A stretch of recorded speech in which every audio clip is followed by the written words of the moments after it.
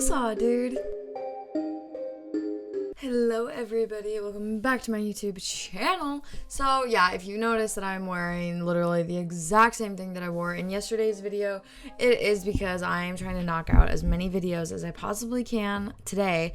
Today's Wednesday, because I would love to not have to be stressed out about making sure I had a video up. I'm trying so hard to get ahead so that way my life can just be a little bit easier. I feel like I'm always trying to get ahead and it just it happens. And then something comes up and I use up all those days of not having to worry about videos because something came up, and then it's great, now I'm back to square one. But excuse me, such is life. So let's jump into today's case. Amanda Knox was born on July 9th, 1987 in Seattle, Washington. Her mom was Etta Mellis, who was a mathematics teacher from Germany, and her dad, Kurt Knox, was Kurt Knox was vice president of finance for Macy's. Amanda was the oldest of three daughters. When she was 10 years old, her parents divorced and her mom remarried to an information technology consultant, Chris Mellas. Etta had given Amanda a copy of Under the Tuscan Sun, and that further sparked her interest in visiting Italy someday. The first time that she went there was when she was 15 years old, and it was on a family trip. In 2005, Amanda graduated from the Seattle Preparatory School. She went on to the University of Washington and studied linguistics. In 2007, Amanda made it onto the Dean's List. She worked a few part-time jobs so that way she could study abroad in Italy, which is not cheap. Amanda went to Perugia for its university, and also because it had fewer tourists than Florence, Italy, which was a more popular place for foreign students to go and study. I think mainly because Florence is probably a more well-known town in Italy. At the time, this city hadn't reported a murder for 20 years where Amanda was staying. While living in Perugia, Amanda was in a 4-bedroom ground floor apartment with 3 other women. Meredith Kircher, a British exchange student, and 2 Italian trainee lawyers in their late 20s were the other 3 living in the apartment. Meredith and Amanda moved in on September 10th and September 20th of 2007. This was the first time that the two met, was when they moved in.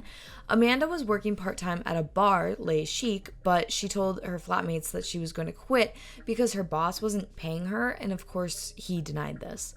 Meredith's friends said that they didn't really see Amanda much because she typically liked to hang out with the Italian roommates. The lower apartment that was a walkout semi-basement was being rented by some young Italian men who Amanda and Meredith were pretty friendly with. They would hang out and stuff, One of the men, Giacomo Salenzi, would spend time with the girls in their apartment because he liked the same music as them. So, having a common interest makes it more fun to hang out with people. One night in mid-October, Meredith, Amanda, and Giacomo they got back home around 2 a.m. The group had been hanging out with Rudy Guide, I believe is how you say his last name, who was a basketball court acquaintance of one of the Italians. They met on the basketball court, just playing and whatever. Rudy had asked about Amanda.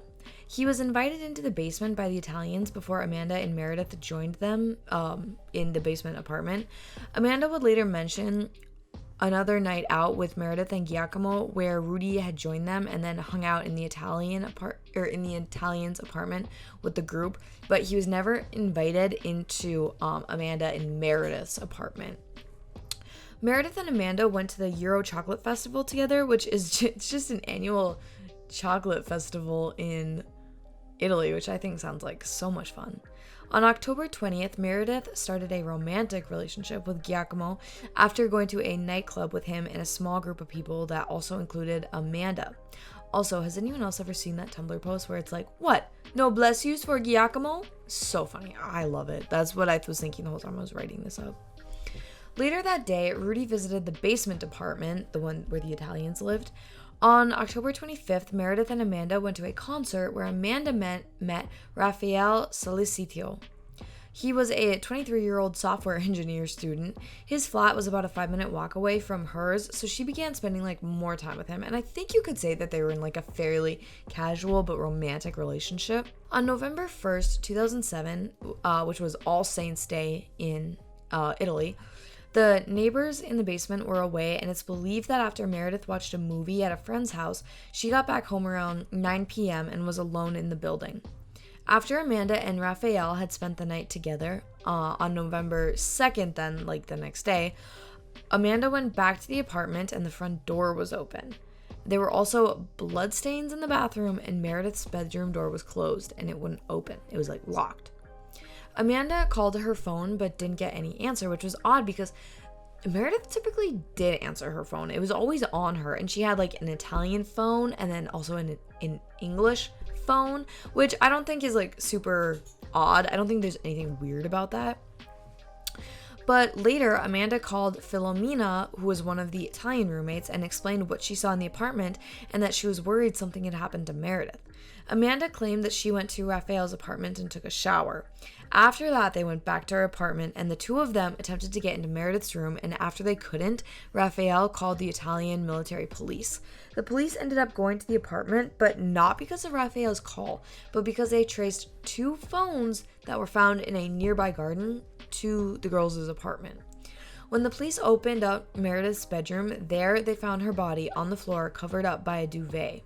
According to the police, her body was semi-nude and her throat had been cut. After almost 2 years in jail and an 11-month trial, a jury in Italy found Amanda and Raphael guilty of murdering Meredith in a sex game gone wrong. Amanda was sentenced to 26 years in prison without the possibility of parole, and Raphael got 25 years in prison.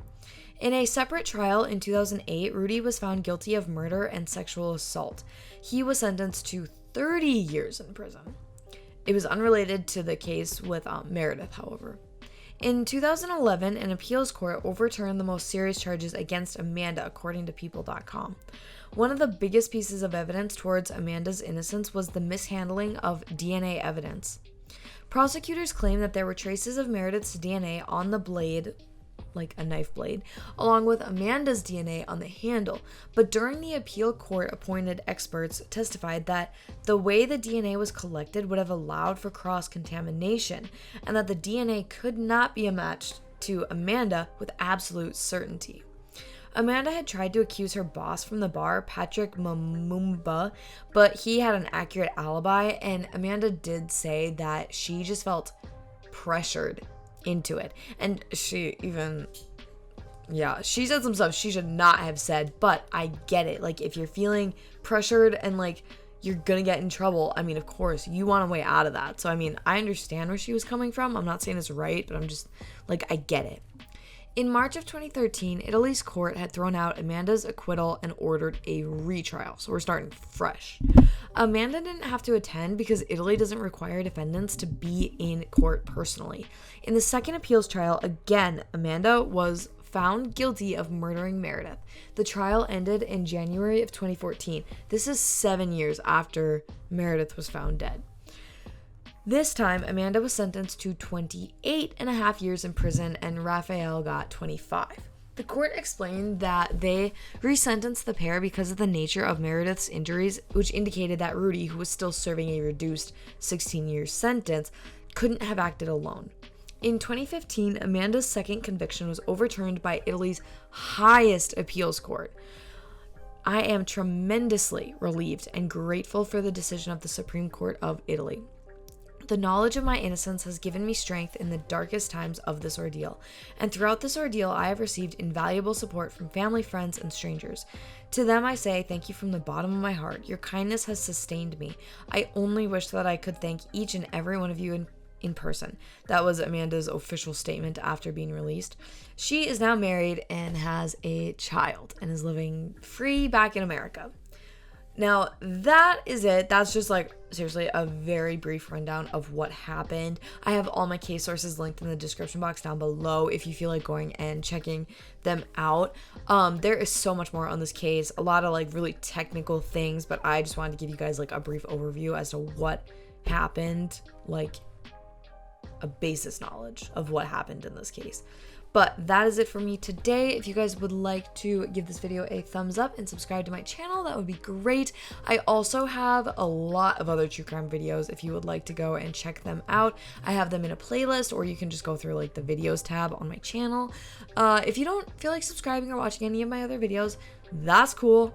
Thanks for hanging out with me today in this video. For those of you that will be back tomorrow, I will have another true crime courier video for you, and this one may or may not include not 1, not 2, but 3 mysterious disappearances.